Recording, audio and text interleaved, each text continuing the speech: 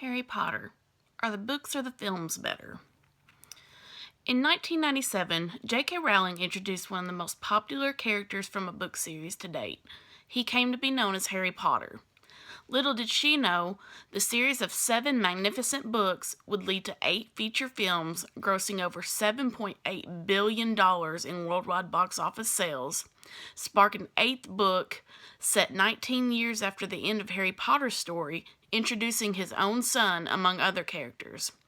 A spin-off movie based off another book she authored with 3 sequels guaranteed, based upon the magical creatures of the wizarding world, and make her the first billionaire author to ever grace the world of books. I doubt there are very, very many people in the world that haven't heard of the young phenomenon with the lightning-shaped scar on his forehead. The books are written in such extravagant detail you can make out every character in your mind just by reading a few short sentences.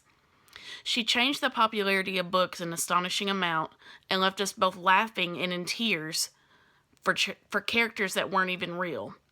For the fans, these books are all too real in some way or another, and to base your love for the series on just the films is simply missing some of the greatest writing of our time for both adults and children. J.K. Rowling, otherwise known as Joanne, was a book lover from the beginning. She grew up in England and always wanted to be a writer. Her first book came out at the age of 6, followed by a novel about 7 cursed diamonds and the people who owned them at the tender age of 11. She had such a vivid mind for someone so young. If that is not interesting enough, when she was in college studying classic studies, she learned a great deal of Latin, which she incorporated into the making of the spells throughout the book.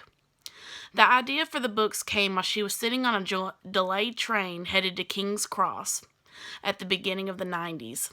Of course, King's Cross would become the main train station in the books that led to the wondrous Wizarding World. She pre-planned all 7 books and had thousands of notes on scrap paper that she later pieced together in arguably one of the greatest stories ever told. After writing the first few chapters of the first book, she sent the pages off to many publishers. Like many first-time authors, she was turned down more than a few times. Then it happened. Someone was interested in her work and asked for more.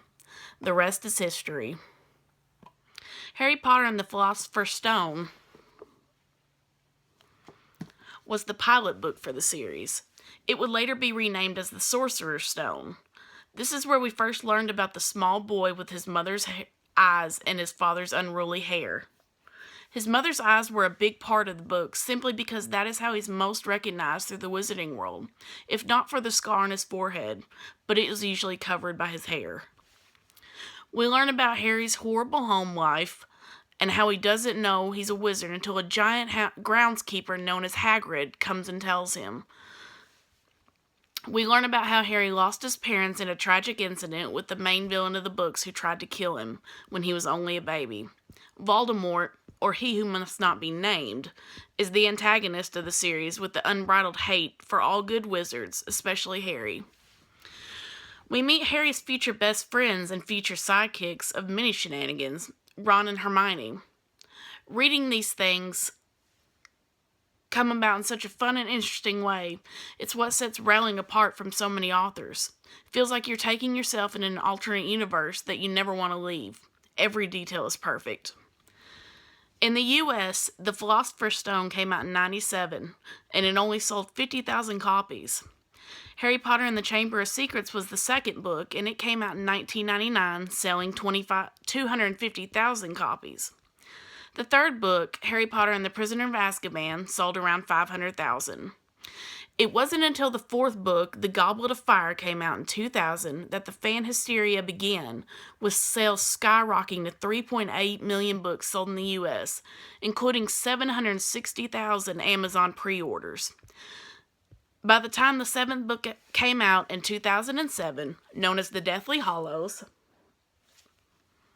it was soon to become the fastest-selling book of all time, with an astonishing 2.65 million books sold in 24 hours. In the world of literature, that is an amazing number of sales.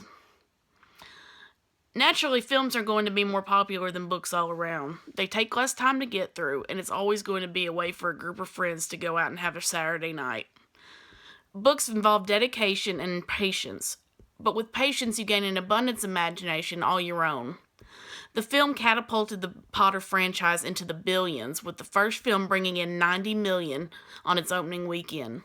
The eighth film in the series, which is the second part of Book 7, made an astounding $169 million on opening weekend. There are several key characters left in the books that are left out in the films. Considering the fact that a director has to figure out how to put hundreds of intricate details into a 2-hour film is a challenge in itself. For example, one of my favorite characters throughout the books is a ghost named Peeves. He haunts the hallways of the school known as Hogwarts by spooking the young witches and wizards and causing mayhem that gets blamed on innocent victims. He's easy to love even though he's a troublemaker and always makes me laugh. It broke my heart when they did not include him in the film. When you learn about Ron Weasley, you quickly learn that he has a huge family. There are 7 children total, all of them being boys except the youngest, whose name is Ginny. She later becomes Harry's wife. In the films, you only get to meet Ron, Ginny, and the twins Fred and George.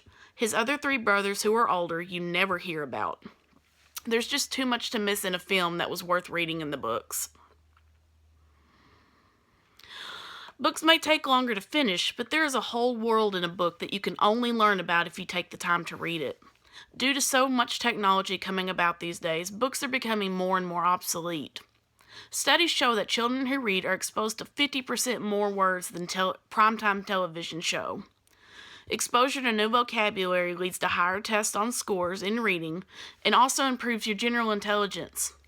It boosts your brain power, helps you relax, and can help fight Alzheimer's disease. I have a ritual of reading something every night before bed. It helps me clear my head and wind down before I go to sleep. So not only is reading fun, it is also healthy.